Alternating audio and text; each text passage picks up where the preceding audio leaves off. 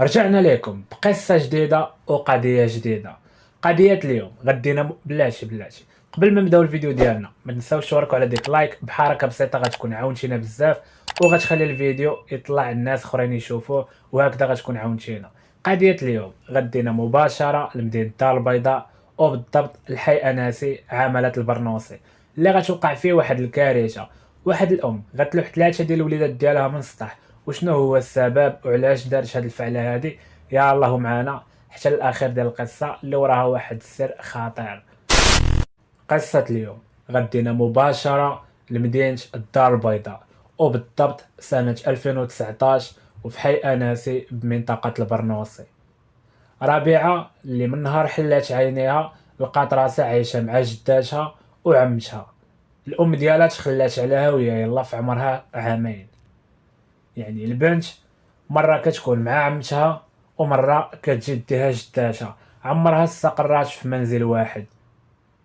عمتها كانت كتخدم بزاف في مدن مختلفين، يعني هذا هو السبب اللي خلاها ما تدخلش ربيعة للمدرسة، بحكم انها كل شهر ولا كل شهرين كتنتقل لمدينة اخرى. وجداتها حتى هي كانت كتجيبها عندها مرة ولكن كترجع عمتها وكتعاود تاخدها. هكذا البنت كانت كابرة مكرفصة وما عندها حتى شي حلم كباقي الأطفال. يعني كتشوف بنادم كيقرا وعنده طموح وعنده حلم، ولكن هي كيفاش غادي يكون عندها هذا الحلم ولا هذا الطموح وهي ما عندها لا قرايه لا صنعه في يديها؟ بقات عايشه مع عمتها حتى غتولي بينها وبين ولد عمتها علاقه حب. بدات بشويه بشويه حتى القضيه تطورات، ولاو كيبغيو بعضياتهم وقرروا انهم غاديين يتزوجوا. وفعلا جداتها وعمتها غاديين يقبلوا ورحبوا بالفكره وفرحانين وكيوجدوا لعرسهم. حتى ربيعه كتفاجأ باللي ولد عمتها غادي يموت.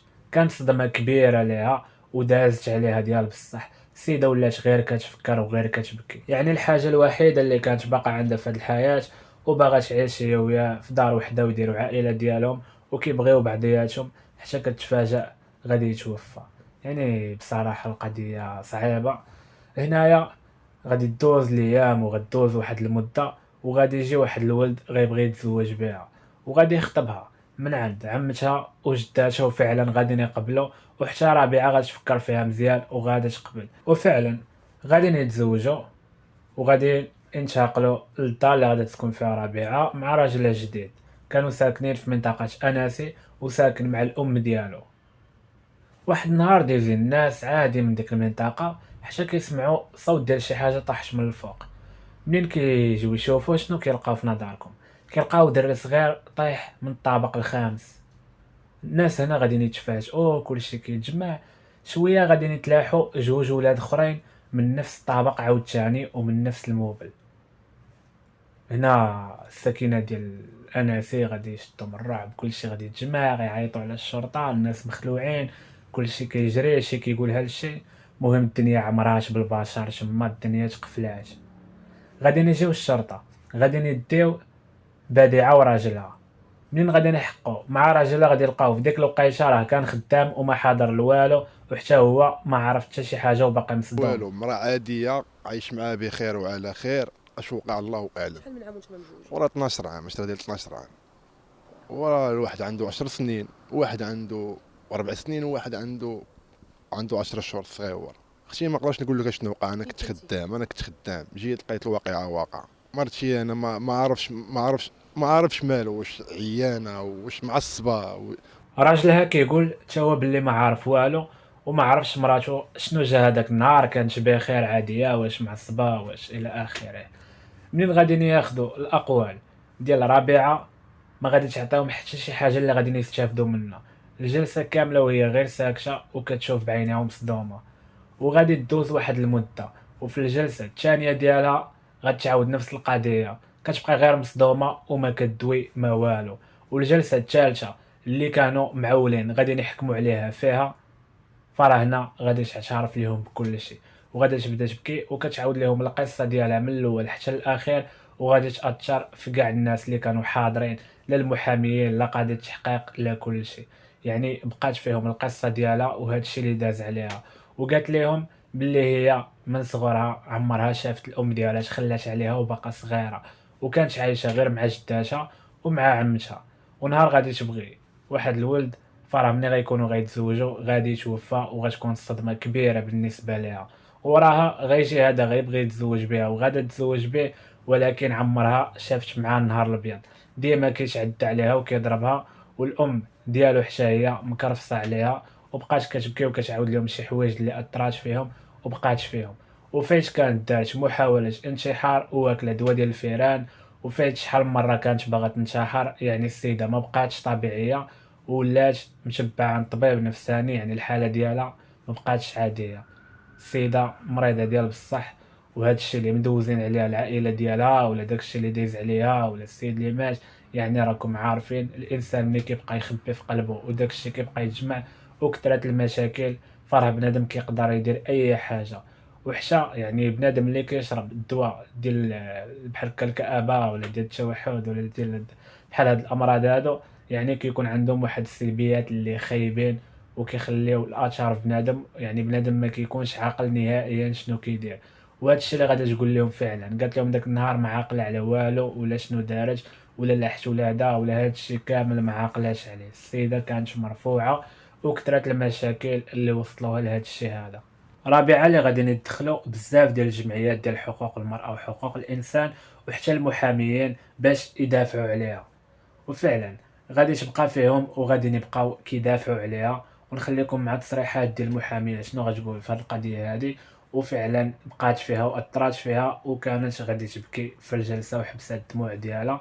يعني اثرات فيها كأم. وانتم عارفين يعني الام اللي كتحمل وكتعذب الوجع ديال الولاده، وكبر ونوض الدراري وقري وسهر معاهم، وغتجي غادي تلوحهم بكل بروده من سطح. راه ما كاينش شي وحده اللي غدير بحال هذا الشيء هذا.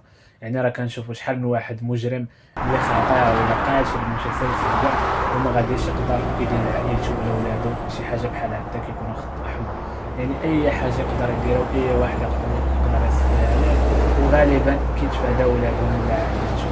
باش نقولوا بحال هكا الناس ديال المنطقه كيقولوا السيده الله يعمرها دار، الوليدات ديالها ديما نقيين كيمشيو معاها في الطريق المدرسه فاش كتكون الولاد ديالها. يعني كلشي غادي تلقاها غير بالخير.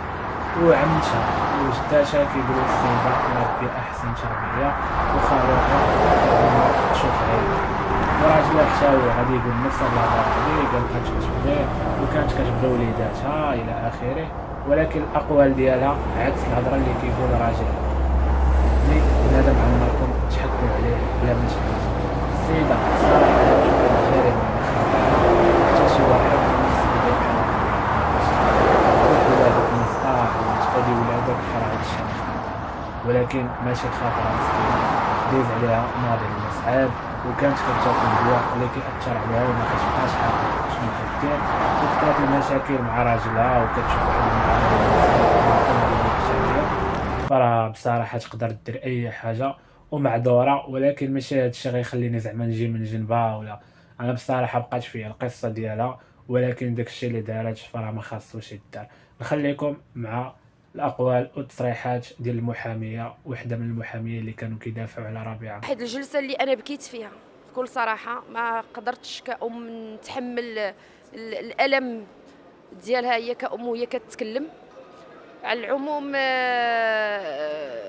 حاولت المحكمة أنها تكون متعاطفة معها، حاولت المحكمة تفعل المقتضيات ديال شروط وضمانات المحاكمة العادلة فيما يتعلق بهذا الشق الإنساني في التعامل مع متهمة من هذا النوع اللي هي أم ولحت الوليدات ديالها. اللي نقدر نقول لكم وانتم سمعتوا وانتم حاضرين في جلسة علنية أن هذه السيدة دارت واحد المحاولة الانتحار، كلات واحد الدواء ديال الفئران، وهذا لا قبل ان تقوم بالعمل الموضوع المتابعه قبل. رابعا اللي بقات فيهم من بعد ما سمعوا القصه ديالها من الاول حتى الاخير، وهذا الشيء اللي خلاهم يبحثوا في الامر كثر، ولقاو فعلا الهضره اللي قالت كامله صحيحه. وحتى عائله راجلها كانوا مكرفسين عليها شويه وكيعاملوها معامله اللي خايبه. هذا الشيء اللي خلاها تدخل في حاله اضطراب، ولات النفسيه ديالها مدمره وكتفكر في الانتحار. وهذا الشيء اللي خلاها تلوح الوليدات ديالها. العائله ديالها خرجوا كيطالبوا الجمعيات ديال حقوق الانسان وحقوق المراه واي وحدين غادي يقدروا يعاونوهم لا ماديا لا معنويا بشي حاجه اللي تقدر تستافد منها رابعه ولا ينقصوا لها في الحكم ديالها، ما خلاو ما داروا. ولكن اغلبيه ديال الناس كانوا كيفكروا بقلوبهم، يعني كيشوفوا المصير ديال دوك الوليدات، شنو هو المصير ديالهم، واش غادي يعيشوا، شنو الحاله الصحيه ديالهم، وعلاش لاحشهم، وشنو السبب اللي غيخليه يدير هكذا. كل واحد وفاش كان كيفكر، حتى شي واحد ما فكر في رابعه ولا باللي راه خصو يتعاون معاها ولا تخرج ولا ينقصوا ليها الحبس. كلشي كان كيشوفها غالطه، واخا الظروف ديالها وداك الشيء اللي عاش قاسي عليها، ولكن بنادم كيفكر في دوك الوليدات. ومن حسن الحظ ان دوك الوليدات بثلاثه بهم غاديين يعيشوا، جوج الكبار اللي عنده 10 سنين واللي عنده 6 سنين. هادو بجوجهم كانوا عندهم جروح في الاطراف ديالهم كاملين، وفي صدرهم وفي كرشهم. والوليد الصغير كان عنده نفس الجروح اللي عند خوشو، ولكن عنده نزيف داخلي في الراس ديالو. الوليدات بثلاثه بهم غيبقاو تحت عنايه طبيه حتى غادي يوليو بخير الحمد لله، وغادي يخرجوا صحه سلام. والراجل ديال رابعه غادي يتنازل على القضيه وعلى الحكم. هنا ما غاديش يخرجوا لها غرامه ماليه، ولكن غادي نحكموا عليها ب10 سنين ديال الحبس. قاضي التحقيق من بعد ما سمع القصه ديالها وشاف الناس تعاطفوا معها، غادي يعرضها على الخبره العقليه والنفسيه، وغادي يلقى السيده فعلا مريضه. وهذا الشيء اللي غادي يخليهم يحكموا عليها غير ب10 سنين ديال الحبس. واخا الوليدات عاشوا، ولكن هذه راه محاوله قتل وكانت متعمداها. وكما قلت لكم في القصه ديال البارح، ديك البنت اللي لقاوها مقتوله ومرميه في الواد، فرح حتى هي مسكينه كانت عندها تقريبا بحال هاد القصه، تخلاو عليها والدها وهي باقا صغيره. واغلبيه كيكون السبب ديال بزاف ديال الكوارث بحال هادو فراه هما الوالدين. كيديروا واحد يعني اللي كما كيسميوه هما غلطه. فراه هادي ماشي غلطه، دار شي غلطه خاصك تحمل المسؤوليه ديالها، ماشي تلوح داك الوليد مسكين وما كتعرفوا واش قاري بحال الولاد واش لاباس واش. يعني بزاف ديال الوليدات كتلقاهم كينعسوا غير في الشارع وكيتشمكروا ولا كيخرجوا مجرمين ولا كيكون عندهم شي مرض نفسي. وهذا الشيء السبب ديالو هما الوالدين من الاول اللي كيتخلاو عليهم. يعني كما شفنا رابعه اللي عاشت واحد الظروف اللي صعيبه وتخلاش عليها الام ديالها منين كانت صغيره، وراجل حتى هو ما حنش فيها هو والام ديالو، وكانوا كيعذبوها وكيعاملوها واحد المعامله اللي خايبه، وخلى هذا الشيء يدير لها مشكله نفسيه. وحتى ولات كتاكل واحد الدواء اللي خطير وعنده سلبيات خطيره اللي خلاها ترتكب ابشع جريمه في حق هاد الوليدات هادو اللي ما عندهم لا دخل لا دم في هذا الموضوع كامل. وكيفاش غادي يعيشوا من هنا للقدام بلا الام ديالهم في جنبهم ومازالين صغار ومحتاجين الحنان ديال الام. والولد اللي في عمره 10 سنين فراه مستحيل غادي ينسى هذا الموضوع هذا ديال الام ديالو لايحاه من الطابق الخامس، والام ديالو مشدوده في الحبس ومازال كيحتاجوا لداك الحنان ديال الام. فراه هادشي صعيب وهاد الولاد يقدروا يتعقدوا، وبالاخص هذا الموضوع اللي دار واحد الضجه كبيره في مدينه كازا وفي المغرب كامل، وبالاخص في منطقه اناسي والبرنوسي ودوك النواحي. يعني هاد القصه هذه اللي غتبقى تعاود واحد المده اللي طويله، والوليدات غادي يبقاو يسمعوها مره فراه حتى هما غادي تكون عندهم مشكله نفسيه. بصراحه راه هاد الشيء كيألم، ولينا كنسمعوا بحال هاد الشيء بزاف. وشنو السبب ديالو؟ هما جوج كيديروا واحد الغلط وما كيتحملوش المسؤوليه ديالو، وكيلوحوا داك الوليد ولا ديك البنيه الزنقه اللي كتعيش واحد الظروف اللي صعيبه، وكتكون ديما الحياه ديالها مختلفه على باقي الاطفال. المهم حتى لهنايا ونودعوكم، نشوفكم غدا ان شاء الله في قصه جديده وقضيه جديده.